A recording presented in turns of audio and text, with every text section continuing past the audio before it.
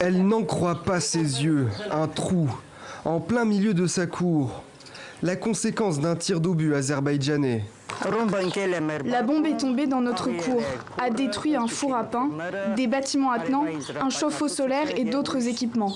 Mais notre moral est bon et nous ne quitterons pas le village. Tout ira bien. Si rien ne semble altérer le moral de Lida, les stigmates des tirs ne s'arrêtent pas là.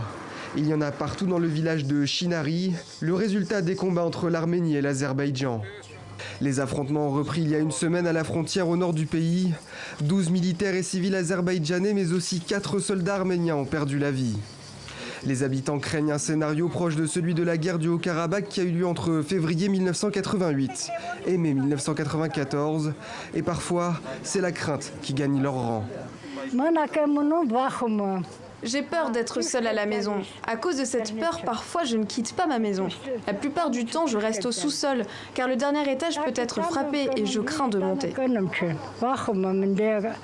D'autres, au contraire, sont prêts à défendre leur terre coûte que coûte si cela s'avérait nécessaire. Nous sommes même prêts à aller en première ligne avec nos soldats pour protéger notre patrie, notre village, notre peuple. Inquiet de la possible résurgence d'un conflit de longue date dans le Caucase, Vladimir Poutine se dit prêt à jouer le rôle de médiateur entre l'Arménie et l'Azerbaïdjan.